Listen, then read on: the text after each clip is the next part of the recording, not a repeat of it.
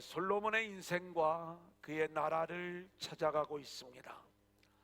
지난주에는 솔로몬에게 임했던 지혜 그리고 놀라운 영광의 이야기를 살펴보면서 여기에 담겨져 있는 그리스도 그리고 그리스도의 나라, 하나님 나라의 영광에 대한 내용을 살펴보았습니다. 하지만 솔로몬의 마음에는 두 마음이 있다 이렇게 말씀을 드렸죠. 분명히 하나님을 사랑하는 마음이 있는 것 같았지만 그의 깊숙한 곳에는 자기를 사랑하는 그 마음, 결국 그것이 오늘 솔로몬의 타락의 모습으로 나타나게 되는 것이죠. 솔로몬의 배은망덕한 모습입니다.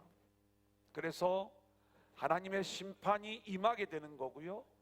하지만 그 심판 가운데도 한 등불을 남겨놓으시는 복음의 이야기, 이것이 오늘 말씀의 내용이 되겠습니다. 오늘도 이 복음의 말씀이 선포되어질 때 저와 여러분 모두에게 큰 은혜의 시간들이 될 수 있기를 소원합니다. 자, 첫 번째 한번 따라해 볼까요? 솔로몬의 타락.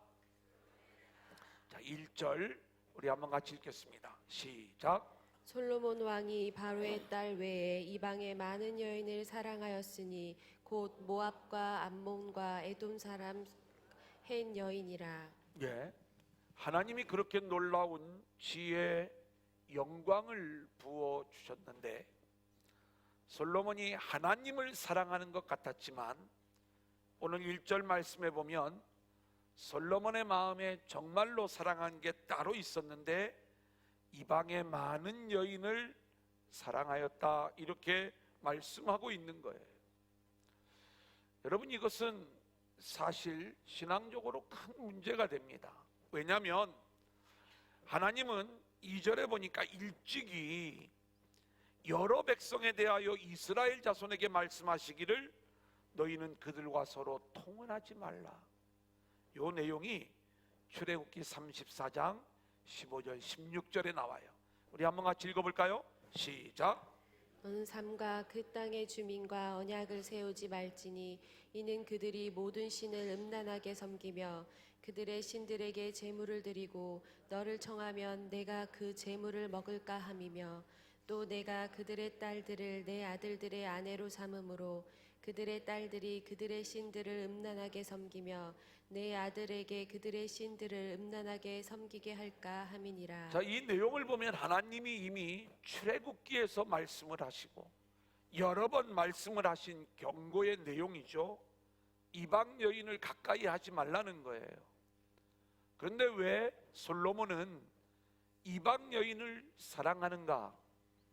우리는 솔로몬이 자기 나라의 안전을 위하여 이방 여인들을 또 뭔가 정략적인 어떤 결혼의 모습으로 서로 혼인 관계를 이웃 나라와 맺으면서 나라의 안전을 도모하는 모습으로 생각해 볼 수가 있어요. 하지만 그렇게 하기에는 여인들이 너무 많아요. 실제로 솔로몬의 마음 속에 이방 여인을 사랑하는 자기의 쾌락을 위하여 이제 많은 여인들을 첩과 후궁으로 두고 있는 그러한 모습들을 보여주고 있는 것이죠. 하나님을 사랑하는 모양이 일천번제와 성전 건축의 모습으로 드러나고 있지만 실제로 그 중심에 더 사랑하는 것이 이방의 여인이었음을 보여주는 거죠. 자, 11장 3절 같이 읽어볼까요? 시작. 왕은 후궁이 700명이요 첩이 300명이라 그의 여인들의 왕의 마음을 돌아서게 하였더라. 이 여인들로 인하여 결국 마음이 돌아서 버리게 되는 그러한 솔로몬의 배은망덕한 모습을 보게 되는 것입니다. 솔로몬의 배은망덕의 두 번째 모습은 우상 숭배로 나타나요. 5절을 볼까요? 시작. 이는 시돈 사람의 여신 아스다롯을 따르고 암몬 사람의 가증한 밀곰을 따름이라. 여러분, 시돈의 아스다롯 그리고 암몬의 밀곰을 따랐다 이렇게 말씀하고 있고요. 7절 8절 읽어볼까요? 시작. 모압에 가증한 그 모습을 위하여 예루살렘 앞산에 산당을 지었고 또 암몬 자손에 가증한 몰록을 위하여 그와 같이 하였으며 그가 또 그의 이방 여인들을 위하여 다 그와 같이 한지라. 그들이 자기의 신들에게 분향하며 제사하였더라. 모압에 가증한 신 그모스를 위하여 또 암몬에 가증한 몰록을 위하여 산당을 지었다. 여러분, 일천번제를 드리고 성전을 지어서 하나님께 봉헌한 솔로몬이 이렇게 우상을 쉽게 섬기고 우상을 위한 산당을 지었다는 것, 우리가 생각해 볼 때 얼마나 하나님이 통탄해 하실 모습인가, 이런 생각들을 가지게 되는 것 아니겠어요? 하나님이 솔로몬에게 놀라운 지혜와 그리고 그가 구하지 아니한 부귀영화까지 그 놀라운 영광의 모습으로 이끌어 주셨다면, 우리는 솔로몬에게서 기대되어지는 것이 하나님을 아주 잘 섬기고 하나님만을 의지하는 솔로몬의 모습을 기대하게 되는 거예요. 하지만 솔로몬은 언약에 신실하신 하나님의 그 놀라운 은혜를 받았음에도 불구하고 배은망덕한 모습으로 가증한 우상을 섬기는 모습을 보여주고 있는 거예요. 근데 우리가 알아야 될 것이 있어요. 솔로몬의 문제가 뭐냐?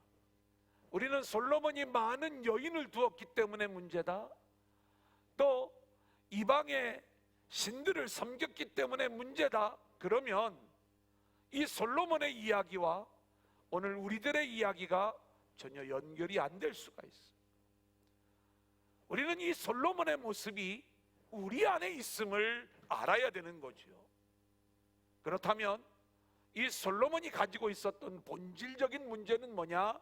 4절 우리 한번 같이 볼까요? 시작. 솔로몬이 나이가 많을 때에 그의 여인들이 그의 마음을 돌려 다른 신들을 따르게 하였으므로 왕의 마음이 그의 아버지 다윗의 마음과 같지 아니하여 그의 하나님 여호와 앞에 온전하지 못하였으니. 자, 오늘 이 4절의 말씀을 보니까 솔로몬의 문제를 마음의 문제로 우리 가운데 얘기해 주고 있어요. 솔로몬의 마음과 그의 아버지 다윗의 마음이 달랐다는 거예요. 그런데 다윗의 마음을 하나님이 온전한 마음으로 인정해 주고 있는 것이죠. 도대체 다윗이 어떤 마음을 가졌기에 온전하게 행하였다라고 말씀을 하시는가? 우리는 다윗의 죄를 알고 있어요. 밧세바를 간음하고 우리아를 죽인 간음죄, 살인죄를 저지른 그러한 인물이 다윗 왕이었습니다. 근데 하나님은 이 다윗을 온전하게 행하였다, 이렇게 말씀을 하고 있는데 도대체 어떤 장면이 온전하였다는 말인가? 그것은 다윗 스스로 자신의 죄인됨이 무엇인가를 알고 있었던 거예요. 그리고 자기에게서는 죄밖에 나올 수 없는 그러한 존재임을 깨닫고, 그리고 자기의 노력과 자기의 방법으로는 도저히 이 죄에서 벗어날 수 없다는 것을 깨닫게 된 거죠. 그래서 이 죄로부터 구원받을 수 있는 것은 오직 하나님의 은혜밖에 없습니다. 그래서 늘 주님 앞에 나올 때마다 상한 심령을 가지고 주님을 바라보는 그 믿음으로 나온 것, 이것이 다윗의 마음이었고 다윗의 온전함이었다, 이 말씀인 것입니다. 이것을 보여주는 말씀이 시편 51편 17절 같이 읽어볼까요? 시작. 하나님께서 구하시는 제사는 상한 심령이라. 하나님이여 상하고 통회하는 마음을 주께서 멸시하지 아니하시리이다. 여러분, 우리가 한번 생각해 보세요. 저와 여러분이 솔로몬이었다 한번 생각을 해봅시다. 하나님이 놀라운 지혜와 그리고 구하지 아니한 부귀영화, 놀라운 영광의 나라로 그 나라를 축복해 주세요. 솔로몬의 마음속에 이런 마음이 있었을 거예요. 내가 하나님 앞에 1000번제를 드렸어. 내가 하나님 앞에 많은 물질과 정성을 들여 성전을 건축해 봉헌에 올렸어요. 아주 놀라운 일들을 한 겁니다. 근데 그 어마어마한 열정과 그러한 노력들이 그의 인생 가운데 있었지만 하나님이 이것을 전부 다 인정하지 않으시는 그 모습을 오늘 말씀은 우리 가운데 보여주잖아요. 솔로몬의 마음이 다윗의 마음과 같지 않았다. 내가 원하는 마음은 그런 마음이 아니다. 이것을 우리 가운데 이야기하잖아요. 솔로몬의 마음은 어떤 마음이냐? 본인은요, 내가 이만하면 하나님께 할 만큼 했다. 내가 1,000번째 드렸고, 내가 성전을 봉헌해서 드렸는데 이만큼 내가 하나님을 사랑했으니 또 내 한쪽의 마음, 내가 원하는 것들을 이루어가고자 하는 그 마음이 있었던 거예요. 여러분, 요즘은 한 여자를 데리고 사는 것도 어려워서 결혼을 안 하려고 하는 시대예요. 솔로몬처럼, 죄송합니다, 이런 얘기해서, 그 여자도 마찬가지죠, 그죠? 괜히 제가 뭐 다른 의도로 얘기한 게, 참 요즘 설교하기도 너무 어려운 게, 목사님 그러면 목사님의 뭐 이 결혼관이 좀 문제가 있는 겁니다. 제가 그런 의도로 얘기를 하는 게 아니라, 지금 1,000명의 아내를 나는 그렇게 많은 여인들을 아내로 두고 있지 않으니까 솔로몬 이야기하고 나하고는 상관없는 거야. 나는 전보로 한 적도 없고 우상 숭배한 적도 없기 때문에 지금 이 솔로몬 이야기하고 나하고는 상관없는 거야. 아니에요. 우리 안에 이 솔로몬의 영, 솔로몬의 마음이 있다니까요. 그게 뭐냐면은, 내가 열심히 일생을 주일 성수를 하고 11조를 드리고 충성하고 헌신하면 그게 마땅히 하나님께서 받으실 만한 일들을 내가 다 하고 있고, 하나님이 그러한 나를 마땅히 기뻐하시고 그러한 내 마음을 받으시고 좋아하실 줄로 우리가 알아요. 물론 그러한 모습들이 우리에게서 나오는 건 어쩌면 당연히 나와야 될 모습들 중에 하나일 것입니다. 하지만 중요한 게 있어요. 뭐냐면 우리 안에 다윗의 마음이 있느냐, 이 말인 거예요. 그 다윗의 마음이 뭐예요? 철저하게 자신의 죄인됨을 깨닫고, 나에게서 나오는 것은 죄밖에 없어, 나는 구원받을 자격이 없고, 지금 하나님이 지혜와 부귀영화로 나를 복주시는데 내가 자격이 있어서 이 지혜를 갖고, 내가 자격이 있어서 이 영광을 누리고 있는 게 아니라, 나에게서 나올 수 있는 건 죄악밖에 없지만 하나님이 은혜로 나를 구원해내시고 하나님이 그 은혜로 나를 세워주시는구나. 그래서 내가 붙잡을 수 있는 건 하나님의 은혜밖에 없습니다. 상한 심령을 가지고 주님 앞에 나와 주님의 은혜를 붙잡는 자로 세워지는 것, 이것이 하나님이 우리에게 원하시는 마음이더라, 이 말씀인 거예요. 그런데 우리가 이렇게 예수 믿으면서 한쪽에서는 내가 이만큼 열심을 다해 주님을 섬기고 있으니까 하나님, 세상에서 나에게도 내가 사랑하는 세상의 많은 여인을 나에게 주세요. 그것이 물질일 수가 있어요. 그것이 명예일 수 있고 권력일 수 있고 세상에서 승진하고 내가 높아지는 모습이 되는 것일 수가 있어요. 물론 하나님이 그 모든 것들도 하나하나 채워가시면서 우리에게 사랑을 부어주시지만, 우리는 내가 마땅히 누려야 될 것을 누리는 게 아니라 나는 누릴 자격이 없는데 하나님의 은혜로 이 모든 것들을 누리게 되는 것입니다. 이 고백이 있어야 되는 거예요. 우리는 가인과 아벨의 이야기를 알아요. 둘의 제사의 차이점이 뭐지요? 겉으로 드러나는 차이점은 없습니다. 나아가는 이 둘 사이의 마음의 문제가 하나님이 문제 삼고 있는 거예요. 가인은요, 최고의 제사로 하나님을 감동시켜 보려고 했어요. 이거 인정 못 받으니까 가인이 분노하는 거예요. 가인에게 없었던 것, 자신의 죄인됨을 보지 못했던 거예요. 하나님 앞에 나아갈 수 없는 자격이 없는 자신의 그 존재를 보지 못했기 때문에 하나님은 가인의 제사를 거부하는 거예요. 아벨은요, 자신의 자격 없음을 알았어요. 그래서 대속 제물의 은혜로 하나님 앞에 나아갈 때에 그 예물이 가인의 믿음을 증거해 주고 있는 거예요. 우리가 알아야 될 것, 우리 안에 다윗의 마음이 있느냐? 우리 자신을 되돌아보면서 우리도 늘 상한 심령을 가지고 주님 앞에 나와 주님의 은혜만을 붙잡는 믿음의 성도로 세워지는 저와 여러분들이 될 수 있기를 소원합니다. 자, 두 번째 한번 따라합니다. 심판하시는 하나님. 배은망덕한 솔로몬의 모습 속에서 하나님의 심판이 예고되어지죠. 9절부터 11절 같이 읽겠습니다. 시작. 솔로몬이 마음을 돌려 이스라엘의 하나님 여호와를 떠남으로 여호와께서 그에게 진노하시니라. 여호와께서 일찍이 2번이나 그에게 나타나시고 이 일에 대하여 명령하사 다른 신을 따르지 말라 하셨으나 그가 여호와의 명령을 지키지 않았으므로 여호와께서 솔로몬에게 말씀하시되 내가 이러한 일이 있었고 또 내가 내 언약과 내가 내게 명령한 법도를 지키지 아니하였으니 내가 반드시 이 나라를 내게서 빼앗아 내 신하에게 주리라. 여러분, 오늘 말씀을 보면 하나님은 정말 치밀하신 하나님이세요. 그리고 이 솔로몬을 향해서 하나님이 어떠한 마음을 갖고 있는지를 우리에게 분명히 보여주시는데, 하나님이 이 솔로몬을 향한 당신의 마음을 3번에 걸쳐서 계속 반복적으로 동일한 내용을 말씀해 주십니다. 1000번째 후에 주님이 솔로몬에게 나타나시죠. 성전 봉헌식 후에 우리 주님이 다시 솔로몬에게 나타나시죠.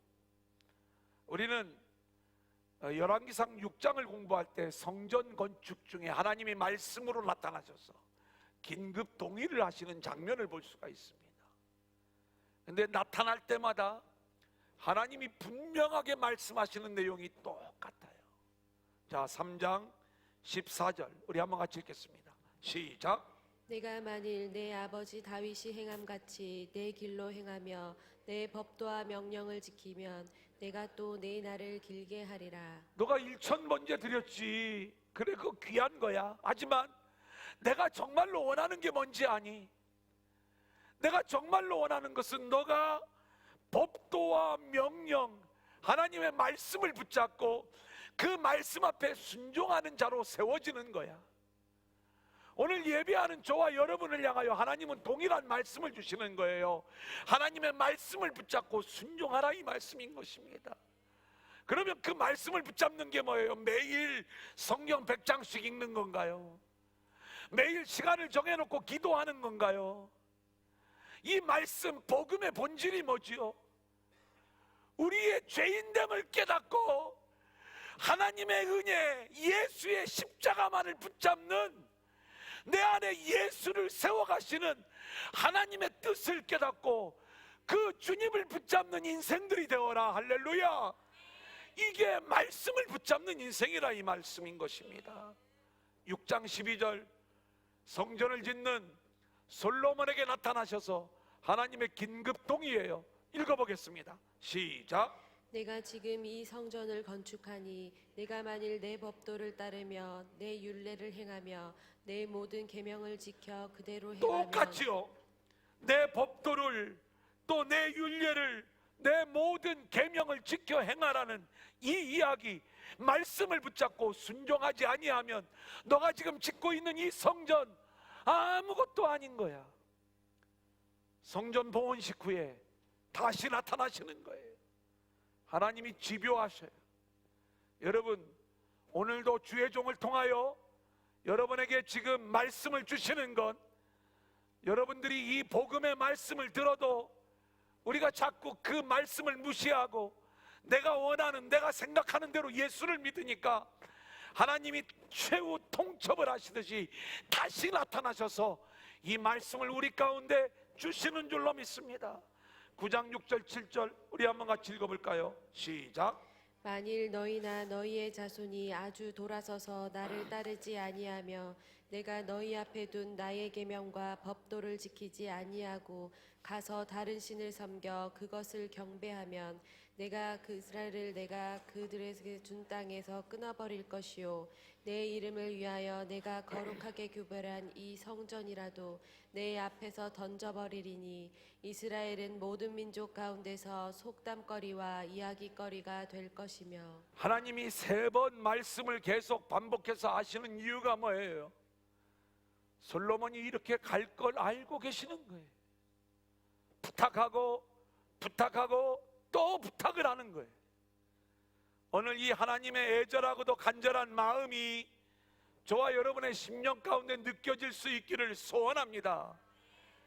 우리가 하나님을 사랑한다는 모양이 있어 1000번제를 드리고 성전을 지어나가는 그 외적인 종교적 모습이 우리 안에 있지만, 우리가 하나님의 말씀의 본질을 알지 못하고 여전히 자기 사랑을 위하여, 자기 성공을 위하여 예수의 이름을 부르고 있다면 우리는 예수의 이름을 잘못 부르고 있는 거예요.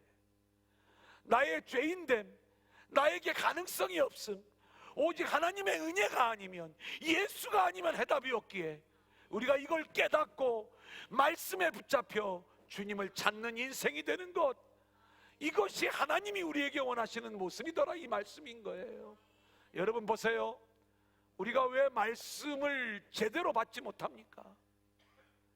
우리 인간은요, 복음이 우리 안에 떨어지면은요, 나도 모르게 내 안에서 반발심이 일어나요. 거부감이 일어나는 거예요. 다른 종교에 대해서는요, 고개를 끄덕여요. 기도 많이 해라, 돌을 많이 쌓아라, 공덕을 많이 쌓아라, 착한 일 많이 해라, 선을 많이 쌓아야 된다, 그래야 된다, 정성을 보여라, 뭔가 그러면 신이 당신을 도울 것이다. 다른 종교의 이야기지만 그게 맞는 것 같아. 왜 다른 종교의 가르침에는 우리가 고개를 끄덕이면서 결국 좋은 세상, 좋은 사람 만드는 그 이야기에는 고개를 끄덕이면서 왜 우리에게 복음에 대해서는 반발심이 나오는 거지? 복음이 뭐예요? 여러분이 죄인이라는 거예요. 복음이 뭐예요? 여러분 안에는 해답이 없다는 거예요. 아무리 내가 노력을 해도 내 스스로 이 죄의 문제를 해결할 수가 없다는 것. 여러분, 이게 복음의 출발이에요. 이것이 우리를 자꾸 힘들게 해요. 나더러 좀 어떻게 하면 내가 이 문제 해결해 줄게. 그런데 너희들은 할 거 없다는 거예요. 하나님이 은혜로 구원을 선물로 우리에게 주신다는 거예요. 굉장히 쉬운 이야기인데 우리 인간의 자존심이 이걸 허락하지 않는 거예요. 그래, 오늘도 주의 복음을 듣잖아요. 그러면 내가 뭔가를 좀 해놔야 내 영적 자존심이 세워지는 것 같아. 많은 교회들이 그 자존심을 경쟁시켜가면서 10명 전도해라, 100명 전도해라. 출발이 그렇게 되어지는 전도는 하나님을 위한 일들이 아니에요. 우리가 알아야 될 이 복음의 원리, 내 안에 끊임없이 복음의 본질을 거부하고 나의 종교적인 노력을 앞세워 그걸 통하여 하나님의 인정을 받고자 하는 마음, 하나님, 내가 이만큼 열심히 주를 위해 충성하고 있으니까 나에게 이만한 상급을 주시는 것 당연한 것 아닙니까? 여러분, 솔로몬이요, 그 하나님이 주신 지혜를 가지고 돈을 버는데 선수였어요. 이게 하나님의 축복인가요? 세입금의 무게가 금 666달란트더라. 아무리 많은 금을 벌어들여도 그 금의 숫자가 666 짐승, 사람의 숫자임을 우리에게 분명히 알려주고 있는 말씀 아닙니까? 우리는요, 하나님이 나와 함께 하시고 나에게 주신 그 은혜의 본질이 어디에 있어요? 죄로 인하여 영원한 저주와 죄와 심판 가운데 있는 저와 여러분을 생명 아래, 은혜 아래 하나님 나라로 인도해 주신 것, 여기에 하나님의 말씀의 본질이 있고 우리가 이 말씀을 붙잡고 나아가는 믿음의 성도들이 되어야 될 줄로 믿습니다. 이것을 우리가 붙잡지 못할 때 우리는 솔로몬처럼 하나님에 대하여 배은망덕한 모습으로, 여인을 사랑하는 모습으로 물질을 사랑하고요, 그리고 우상을 숭배하는 모습으로 자기를 숭배하고 결국 하나님을 여벌로 내어두는 그러한 배은망덕한 모습을 보일 수밖에 없는 거예요. 이때 하나님은 솔로몬에게 대적을 보내시듯 우리에게도 대적을 보내시고 있다는 걸 알아야 돼요. 열왕기상 11장 14절 같이 볼까요? 시작. 여호와께서 에돔 사람 하닷을 일으켜 솔로몬의 대적이 되게 하시니 그는 왕의 자손으로서 에돔에 거하였더라. 이 하닷은 에돔 사람입니다. 전에 다윗 왕 때에 다윗이 요압을 보내어서 에돔을 정벌한 일이 있어요. 이때 이 하닷은 구사일생으로 목숨을 건져 애굽으로 망명을 합니다. 속으로 복수의 칼날을 갈았겠죠. 다윗과 요압이 죽고 솔로몬 왕국이 세워졌을 적에 다시 에돔으로 돌아와 때를 기다리던 중, 이제 솔로몬이 죄를 짓고 그렇게 잘못된 길을 걸어갈 때 하나님은 이 하닷을 세워서 솔로몬을 대적하게 하시는 거예요. 남쪽에서 이런 반란이 일어나죠. 이번에는 북쪽입니다. 11장 23절 우리 한번 같이 읽어볼까요? 시작. 하나님이 또 엘리아다의 아들 르손을 일으켜 솔로몬의 대적자가 되게 하시니 그는 그의 주인 소바 왕 하다데셀에게서 도망한 자라. 예, 이번에는 북쪽입니다. 다윗 왕 때에 이 소바에 또 전쟁을 일으켜서 소바 사람들을 이렇게 정복해 나갈 때에 르손이라는 사람이 다메섹으로 도망을 가서 그곳에서 왕이 되어집니다. 다윗 왕이 지나고 솔로몬이 왕이 되었을 때 하나님은 이 르손을 다시 강하게 하셔서 이 솔로몬의 대적이 되게 하시는 장면을 보게 되는 거예요. 사랑하는 여러분, 다윗의 모습과 솔로몬의 모습이 대조되어져 나타나는 장면들을 우리는 보게 되는데, 모든 무릎을 다윗의 이름 앞에 꿇게 하신 하나님이 솔로몬 왕국의 초기에는 솔로몬 앞에도 무릎을 꿇게 하셨어요. 하지만 솔로몬이 하나님을 사랑하는 마음을 떠나 여인을 사랑하고 우상을 숭배하며 잘못된 길로 나아가게 될 때 하나님의 심판이 임하는 거지요. 결국 하나님의 나라가 흔들거리는 거예요. 사랑하는 여러분, 저와 여러분에게 하나님은 예수 그리스도를 우리 안에 심어주시고 지혜를 주셨어요. 그리고 그 예수 그리스도가 다스리는 하나님 나라의 영광을 우리에게 부어주신 줄로 믿습니다. 그래서 예수를 우리가 온전히 믿으면 우리는 하나님 나라를 누리며 기쁨 가운데 살아가야 맞는 거예요. 그런데 사방으로 에워싸움을 당하며 뭔가 이 내 마음의 평안이 깨어질 때, 내 마음이 흔들거릴 때 우리는 내 안에 예수가, 하나님의 나라가 온전히 세워져 있는지를 점검해 봐야 되는 거예요. 내가 하나님을 사랑한다고 하면서 다른 곳에 관심을 갖기 시작하는 순간 내 안에 있는 하나님의 나라가 깨어지더라 이 말이에요. 자, 그 깨어진 하나님 나라의 모습은 결국 이 이스라엘이라는 나라가 갈라지는 모습으로 나타나게 되는 걸 보게 됩니다. 11장 26절 같이 읽어보겠습니다. 시작. 솔로몬의 신하 느밧의 아들 여로보암이 또한 손을 들어 왕을 대적하였으니 그는 에브라임 족속인 스레다 사람이요 그의 어머니의 이름은 수루아이니 과부더라. 원래 이 여로보암은 똑똑한 사람이었어요. 솔로몬의 충신이었습니다. 근데 그가 대적자가 되는 거예요. 왜요? 하나님이 그렇게 북쪽을 반란하는, 그 반란을 일으키는 10지파의 모습으로 끌고 가 여로보암을 북쪽의 지도자로 세우시는 거죠. 이러한 과정을 솔로몬이 압니다. 그러면 어떻게 해야 돼요?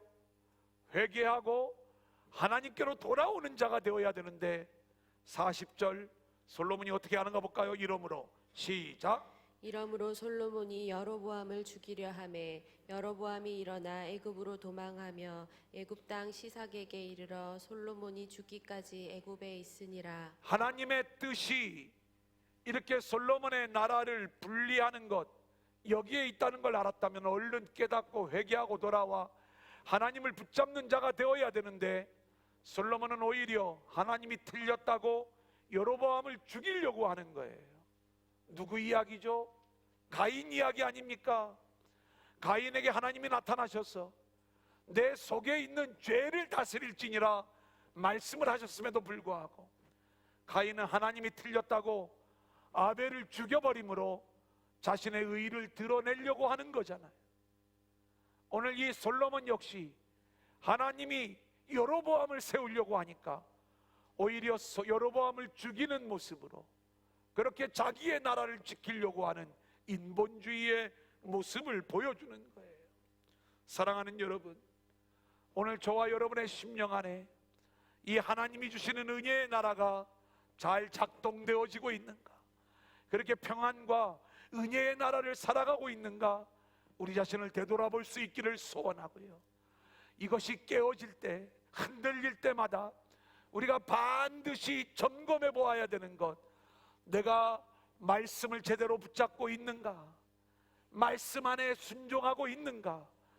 나의 죄인됨을 고백하고 하나님의 은혜로만, 예수로만, 십자가로만 세워지는 이 하나님 나라의 원리를 내가 붙잡고 있는가? 우리 자신을 되돌아보면서 땅의 것을 내려놓고 오직 하나님 나라만을 붙잡고 나아가는 저와 여러분들이 될 수 있기를 소원합니다. 마지막 세 번째 한번 따라합니다. 한 지파를 남겨두신 하나님. 12절 같이 읽어볼까요? 시작. 그러나 내 아버지 다윗을 위하여 내 세대에는 이 일을 행하지 아니하고 내 아들의 손에서 빼앗으려니와. 여러분, 솔로몬에게 임하는 하나님의 은혜예요. 그 은혜는 심판의 유보입니다. 여러분, 놀라운 복음을 담고 있죠.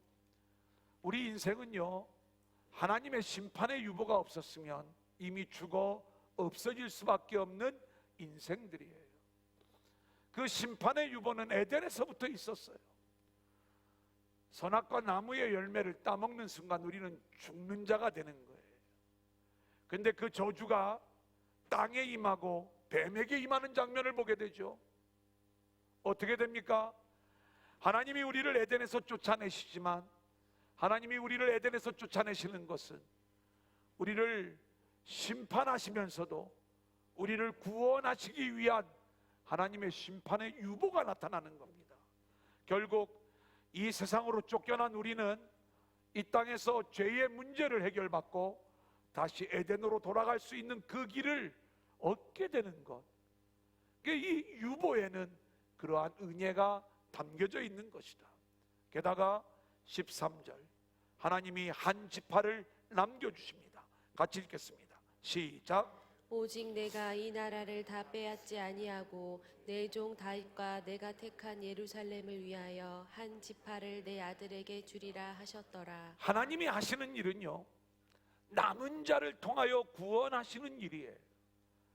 그래서 지금 솔로몬이 하는 일들을 보면은 다 망해야 맞는데 한 지파를 남겨놓으신다는 거예요. 우리가 열왕기상 19장을 가면 다시 이 내용을 우리가 또 보게 되는 장면이 있습니다. 열왕기상 19장 18절 말씀을 보면 엘리야에게 하나님이 말씀하시죠. 내가 바알에게 무릎 꿇지 아니한 7,000명을 이스라엘 가운데 남겨놓겠다. 여러분, 그 당시에 이 엘리야가 느꼈던 건 어떤 걸 느꼈냐면 단 한 명도 나 외에는 하나님을 향한 믿음을 가진 사람이 아무도 없습니다. 엘리야가 보는 그 장면이 맞을 거예요. 근데 하나님이 뭐라고 말씀하세요? 너가 볼 적에는 한 명도 없지. 그런데 내가 바알에게 무릎 꿇지 아니한 7,000명 남겨놓아 그들을 통하여 내 백성을 구원해낼 거야. 여러분, 이게 하나님이 하시는 일이에요. 여러분, 그렇다면 기억해 보세요. 우리가 남은 자가 될 자격이 있는가? 우리는 그 자격이 없는 자들인데 하나님이 그 남은 자 7,000을 통하여 자기 백성을 구원하신다는 것. 우리가 로마서를 공부하고 있지만 사도 바울은 자기 동족을 향한 애절한 마음을 가지면서 바로 이렇게 하나님이 남은 자를 통하여 자기 백성을 버리지 아니할 것을 확신하며 나아갔던 그 모습들을 우리가 보게 되는 것 아닙니까? 오늘 남은 자를 통하여 우리를 구원하시는 그 하나님의 은혜를 붙잡을 수 있기를 소원합니다. 자, 그러면 왜 한 지파를 남기시는가? 13절 말씀에 내 종 다윗을 위하여, 한번 따라합니다. 내 종 다윗을 위하여, 내가 택한 예루살렘을 위하여. 여러분, 이 내용을 우리가 알아야 돼요. 내 종 다윗을 위하여는 무슨 이야기인가? 내가 택한 예루살렘을 위하여 한 지파를 남긴다는 얘기는 무슨 의미인가? 자, 다윗에게 하나님이 약속하신 언약이 있어요. 사무엘하 7장 14절 15절입니다. 같이 읽어볼까요? 시작. 나는 그에게 아버지가 되고 그는 내게 아들이 되리니 그가 만일 죄를 범하면 내가 사람의 매와 인생의 채찍으로 징계하려니와 내가 내 앞에서 물러나 내 은총을 빼앗은 것처럼 그에게서 빼앗지는 아니하리라. 다윗과 언약을 맺었어요, 하나님이. 근데 그 언약의 내용은 뭐냐면, 이 다윗의 언약 안에 있는 자들은 죄를 짓더라도 사람의 매, 인생의 채찍으로 내가 다스리기는 하겠지만 사울에게서 그 은총을 빼앗은 것처럼 내가 은총을 빼앗지는 않겠다. 여러분, 이게 다윗과의 언약이에요. 이 이야기는 예수님 이야기죠. 우리가 예수의 십자가의 은혜 안에 있으면 내 종 다윗을 위하여, 내 아들 그리스도를 위하여 하나님이 우리를 위하여 이 구원의 길을 남겨두시는 거예요. 그래서 결국 우리를 사람의 매와 인생의 채찍으로 다스리기는 할지언정 우리를 향한 그리스도 안에 있는, 다윗 안에 있는 우리에게는 하나님의 은총이 유지되어지는 줄로 믿습니다. 두 번째는 내가 택한 예루살렘을 위하여라고 말씀해요. 자, 계시록 21장 2절 우리 한번 같이 읽어볼까요? 시작. 또 내가 봄에 거룩한 성 새 예루살렘이 하나님께로부터 하늘에서 내려오니 그 준비한 것이 신부가 남편을 위하여 단장한 것 같더라. 여러분, 제가 새 예루살렘에 대한 말씀을 드렸어요. 성경에 나오는 이스라엘의 이야기는 결국 주님이 말씀하시려는 하나님 나라의 잃어버린 어린 양들은 혈통적 이스라엘이 아닌 그리스도 안에 있는 새로운 이스라엘을 이야기하는 걸 우리가 알고 있죠. 성경이 말씀하는 예루살렘의 회복은 이스라엘 영토 안에 있는 예루살렘 땅을 이야기하는 게 아니라 하나님이 회복하실 새 예루살렘을 이야기하는 거고, 그 새 예루살렘은 우리 안에 예수로 인하여 하나님 나라가 이루어질 때 그게 예루살렘이 회복되어지는 거고, 궁극적으로 새 하늘 새 땅을 우리에게 말씀하실 때 하늘에서 내려오는 새 예루살렘, 거룩한 신부로 세워진 우리 믿음의 공동체를 이야기하는 것임을 볼 수가 있어요. 하나님이 왜 한 지파를 남겨두신다고요? 다윗을 위하여, 그리스도를 위하여. 또 하나는 예루살렘을 위하여, 우리 교회 성도 저와 여러분을 위하여 한 지파를 남겨놓으셨어요. 감동도 안 되는가 봐. 우리를 위하여, 예루살렘을 위하여, 성도들의 모임인 교회를 위하여 하나님이 남겨놓으셨다니. 근데 이 남겨놓으신 이 한 지파가 한 등불이래. 11장 36절 같이 읽어볼까요? 시작. 그의 아들에게는 내가 한 지파를 주어서 내가 거기에 내 이름을 두고자 하여 택한 성읍 예루살렘에서 내 종 다윗이 항상 내 앞에 등불을 가지고 있게 하리라. 이 한 등불, 여러분, 남겨놓은 한 지파는 누구예요? 유다 지파지요. 이 유다 지파를 통하여 누가 오세요? 그리스도가 오시죠. 남겨놓은 한 지파에 모든 엑기스가 담겨져 있는 거예요.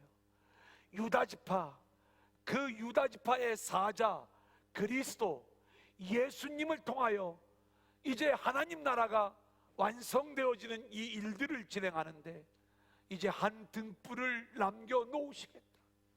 우리는 상한 갈대를 꺾지 않고 꺼져가는 심지의 불, 꺼져가는 등불을 끄지 아니하시는 하나님의 역사, 하나님의 은혜를 우리가 알고 있어요. 솔로몬의 시대에 그가 하나님을 향한 마음을 떠나 여인들을 향해, 우상 숭배를 향해 나아갈 때 이 나라는 어둠의 나라가 된 거예요. 이 어둠의 세상에 하나님이 한 등불, 한 빛을 보내어 주시는데, 성경은 그 빛으로 오는 그리스도의 이야기를 구약에서 또 신약 성경을 통해서 끊임없이 말씀하는 거예요. 창세기 1장에 나오는 빛의 이야기도 바로 그 예수 그리스도의 이야기를 담고 있는 말씀이고요. 자, 우리 선지서에 나오는 내용을 볼까요? 이사야 9장 2절 한번 같이 읽겠습니다. 시작.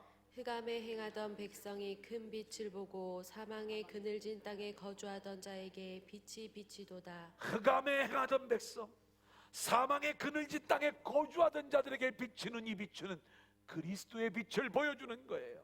말라기 4장 2절 같이 읽어보겠습니다. 시작. 내 이름을 경외하는 너희에게는 공의로운 해가 떠올라서 치료하는 광선을 보겠습니다. 비추리니. 여기 나오는 공의로운 해가 떠올라서 치료하는 광선을 바라리니, 우리가 물론 병원에 갈 때 신방하면서 이 내용들을 우리가 인용할 때가 많이 있지만, 이 말씀의 본질적인 공의로운 해는 그리스도의 빛을 이야기하는 거예요.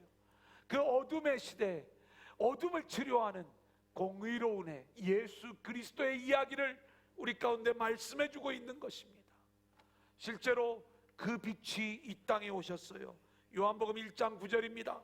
같이 읽겠습니다. 시작. 참빛 곧 세상에 와서 각 사람에게 비추는 빛이 있었나니. 그러니까 예수님이 오시는 것을 빛이 오는 이야기로 우리 가운데 말씀하고 있는 거예요. 여러분, 이 은혜가 저와 여러분을 살리고 우리를 구원하여 영원한 하나님 나라의 백성으로 세워주시는 줄로 믿습니다. 오늘 우리는 솔로몬의 이야기에서 저와 여러분의 모습을 볼 수 있기를 소망합니다. 솔로몬의 배은 망덕, 타락 이야기, 여인을 사랑하는 솔로몬, 우상을 숭배하는 솔로몬, 우리 역시 그렇게 세상을 사랑하고 그리고 자기를 숭배하며 하나님 사랑의 마음이 있다고 스스로 생각하면서 자기의 죄인됨을 보지 못하는 것, 이것이 우리 안에 다윗의 마음과 같지 않은 그러한 모습이 되는 거예요. 우리는 늘 다윗이 상한 심령을 가지고 하나님 앞에 나아갔던 것처럼 그렇게 하나님의 말씀을 붙잡고 말씀 앞에 순종하는 자들로 세워져 하나님의 은혜로 하나님 나라를 누리는 백성들이 되어질 수 있기를 소원합니다. 그런데 우리가요, 그러한 하나님의 놀라운 은혜의 일들을 알지 못하고 한 지파를 남겨 그리스도를 보내어 주시고 그렇게 구원해 주시는 은혜를 우리가 알지 못하고 여전히 자기를 사랑하는 자들로 남아있다면 우리는 결국 하나님의 심판을 견디지 못할 거예요. 오늘 우리 자신을 되돌아보면서 철저히 하나님의 은혜만을 붙잡는 자들로 세워지는 저와 여러분들이 될 수 있기를 소원합니다.